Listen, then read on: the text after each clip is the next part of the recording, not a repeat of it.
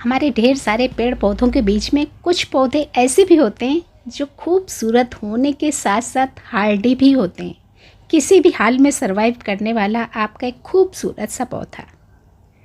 और उससे भी बड़ी खूबसूरती ये कि इन कुछ पौधों को आपको नर्सरी से लेने की ज़रूरत ही नहीं है। आपके पास इतने भरे पड़े हैं कि नज़र दौड़ाइए और कटिंग से लगा डालिए। नमस्कार, वेस्टी वेस्टी पर आप सभी का ढेर सारा स्वागत करता है आज का एक खूबसूरत सा पौधा।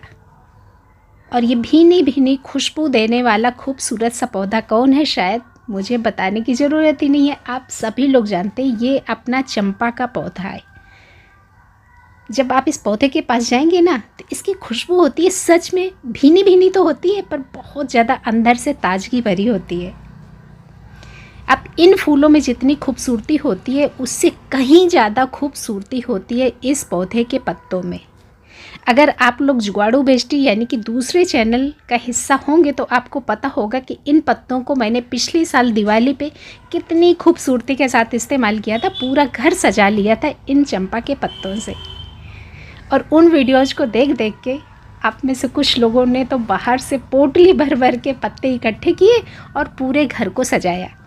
जो कुछ बचा खुचा था सजाने से वो इस दिवाली पे ज़रूर पूरा हो जाएगा। तो घर सजाने का एक नायाब तरीका इन अपने चंपा के पत्तों से अगर देखना चाहते हैं तो वो सारे वीडियोस देख लीजिएगा, या फिर जुगाड़ू बेस्टी का हिस्सा बनिएगा, दिवाली पे देख लीजिएगा। अभी तो फ़िलहाल घर सजाने की ज़रूरत भी नहीं है। चलिए अब देखते हैं कि कैसे इस पौधे को आप बड़ी आसानी के साथ लगा सकते हैं। देखिए, ये पौधा आपके आसपास ज़रूर मिलेगा जब आप नज़र दौड़ाएंगे। रोड साइड पे तो आपको चंपा चंपा ही नज़र आएगा जहाँ जहाँ पर आप नज़र डालेंगे। तो चलते फिरते आपको ये पौधा ज़रूर नज़र आएगा। तो आपको क्या करना है, कहीं से भी एक कटिंग ले सकते हैं। आपके अड़ोस पड़ोस में होगा तो भी कोई एक कटिंग देने से मना नहीं करेगा, क्योंकि ये पौधे तो टाइम टू टाइम वैसे ही कटिंग्स मांगते हैं। अब अगर मैं अपनी बात करूं तो मेरे लिए थोड़ा सा मुश्किल हो जाता है जब आप में से किसी की रिक्वायरमेंट आती है कि मेरे लिए कटिंग लगा देना। अब इतने सारे पेड़ पौधे हैं ना, मैं अपने पौधों की कटिंग लगा के भूल जाती हूँ।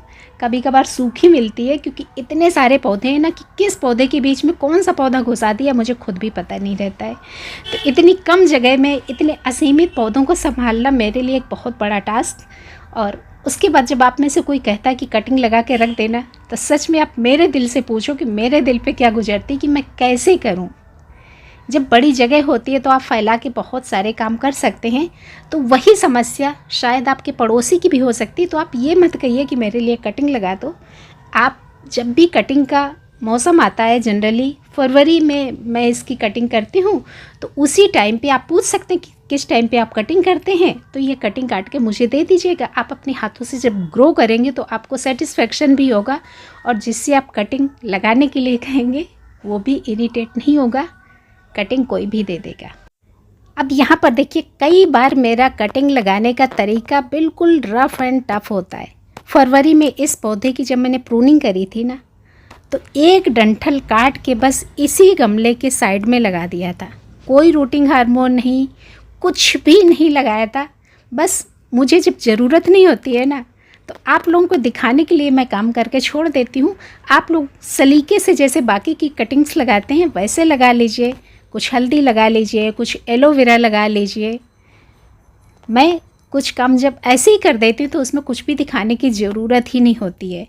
कभी कभी नहीं ग्रो करती तो कोई गम नहीं होता है, क्योंकि मैंने बिना किसी मकसद के लगा दिया था। पर कभी कभी जब ग्रो कर जाती है तो आपको दिखाने में एक संतुष्टि होती है कि भाई बिना किसी मशक्क़त के सिर्फ एक्सपेरिमेंटल तौर पर मैंने साइड में एक कटिंग को उसी मिट्टी में खोस दिया और वो कटिंग ग्रो कर गई। तो इसी तरह से बिना किसी एफ़र्ट के कटिंग बस मैंने इसी मिट्टी में इसी पौधे के साइड में दबा दी थी और वो कटिंग लग गई। चलिए अब बढ़ते हैं इसकी केयरिंग के ऊपर। ये देखिए, साथ में एक सदाबहार उगाया है और कुछ ये अपना वीड्स। मिट्टी इसकी थोड़ी सी आपको ज़्यादा गीली नज़र आ रही होगी क्योंकि मैंने जस्ट अभी पानी दिया, और पानी देने के बाद ही मैंने वीडियो बनाया, तो मिट्टी आपको गीली नज़र आ रही है। वैसे इस पौधे को पानी की बहुत कम ज़रूरत होती है। आपका बड़ा गमला है तो आप हफ्ते हफ्ते में पानी दे सकते हैं। ज़्यादा पानी इस पौधे को पसंद नहीं है तो ज़्यादा पानी आप नहीं देंगे। पानी आप तभी देंगे जब आपकी मिट्टी बिल्कुल सूख जाएगी। कटिंग्स जब लगाएंगे तब भी पानी का ध्यान रखेंगे, क्योंकि जब आप कटिंग लगाएंगे तो ज़्यादा पानी की वजह से आपकी कटिंग गल सकती है। ये देखिए, इस पौधे की मैंने फरवरी में प्रूनिंग करी थी और जो प्रूनिंग करने के बाद जो डंठल निकला था वो मैंने इसी गमले में लगा दिया था, ये जो साइड में आप देख रहे हैं। और ज़्यादा करके मैं काम ऐसे ही करती हूँ क्योंकि इतनी जगह मेरे पास नहीं है कि अलग से मैं ढेर सारे गमले कटिंग्स के लिए और रखूँ। तो जब जगह नहीं होती है तो मैं अपने शौक़ ऐसे पूरे करती हूँ, उसी गमले में कटिंग को लगा देती हूँ। माँ के साथ बच्चे भी धीरे धीरे ग्रो हो जाते हैं। ये देखिए, और उधर इनकी मम्मी फूल दे रही है और इधर देखिए ये बेटी भी फूल देने के लिए तैयार हो गई। चंपा रानी की बिटिया, लिटिल चंपा, बेबी चंपा, है ना। तो चंपा रानी और ये अपना बेबी चंपा दोनों एक साथ खिलने के लिए तैयार हैं। बस जब आप उसी पौधे के साथ कटिंग लगाते हैं तो उस समय पानी का और भी खास ख्याल रखना होता है, क्योंकि ये मैच्योर पौधा है, ये पानी बर्दाश्त कर लेगा, पर आपकी कटिंग जो होगी वो ज़्यादा पानी बर्दाश्त नहीं कर पाएगी। यही सब छोटी मोटी बारीकियां होती हैं जो आप करेंगे तो ही सीखेंगे। एक बार फेल होते हैं दोबारा ज़रूर कोशिश करिए, दोबारा फेल होते हैं तो तीसरी बार कोशिश ज़रूर करिए, और हर बार अपनी उस कमी को ढूंढने की कोशिश करिए जो शायद आपसे हो गई और आपको पता ही नहीं चला। इस पौधे को धूप कितनी चाहिए ये भी आपके लिए जानना बहुत ज़रूरी है। अगर आपने देखा होगा कि ये हार्डी पौधा है, रोड के साइड इतना बेशुमार लगा होता है, बाहर ही लगा होता है, तो इसका मतलब साफ है कि ये अपना आउटडोर पौधा है। और अब जब आउटडोर पौधा है तो इस पौधे को धूप भी चाहिए। कम से कम 5 से 6 घंटे की इस पौधे को धूप चाहिए ही चाहिए। पर मेरी बात थोड़ी सी अलग है। मैंने इस पौधे को अपनी बालकनी के उस कोने में छोड़ा हुआ है जहाँ पर इसमें बहुत ज़्यादा धूप नहीं मिलती है, बहुत हल्की सी मिलती है। दोपहर के टाइम मुश्किल से 1 घंटे की धूप मिलती होगी, और यही कारण है कि इस पौधे में फूल कम आते हैं। तो ये मेरी अपनी निजी समस्या है, पर आप इस पौधे को वहीं पर रखिएगा जहाँ पर इसमें खूब सारी धूप पड़ सके। तो पानी कम, धूप ज़्यादा। अब बात कर लेते हैं कि इस पौधे को खाद कितनी देनी है और कौन सी देनी है। तो एक सिंपल सा फंडा, खाद आप वही देंगे जो आप इस्तेमाल करते हैं।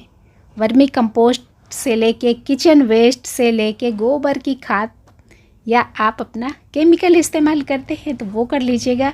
मैं तो अपनी ऑर्गेनिक किचन वेस्ट कंपोस्ट इस्तेमाल करती हूँ, तो वही इसमें भी देती हूँ।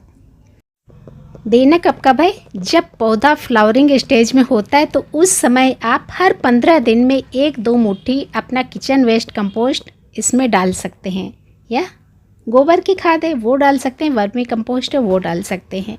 बीच बीच में कुछ अपना जो किचन वेस्ट का लिक्विड बनाती रहती हूँ वो दे देती हूँ। कभी केले के छिलकों का दे दिया, कभी प्याज के छिलकों को दे दिया, बस यही करती हूँ। बात अगर कीड़े मकोड़ों की करें तो फ़िलहाल मुझे इस पौधे में कभी कोई कीड़ा लगा नज़र आया ही नहीं है। आपके पौधे में अगर दिखे तो कुछ भी हल्का फुल्का सा छिड़काव कर दीजिए कीटनाशक का। अब मेरा काम होता है खत्म, आपको होता है शुरू। जल्दी से देखिए, आपके गार्डन में खूबसूरत सा पौधा नहीं है तो अभी लगाने का बहुत बढ़िया सीजन, कटिंग लेके लगा दीजिए फटाफट से, और आप भी इस खूबसूरत से पौधे को एंजॉय करिए। वीडियो अच्छा लगा तो क्या करना है, वही करना है जो बार बार कहती हूँ। वीडियो लाइक करके ही जाया करिए, बार बार कहती हूँ ना। चैनल के हिस्सा बने न बने, पर इस वीडियो को तो लाइक करके जाएँ, और सभी अपनों को शेयर भी कर दें अगर आपका दिल कहता है। मिलती हूँ किसी अगले वीडियो के साथ, तब तक के लिए धन्यवाद।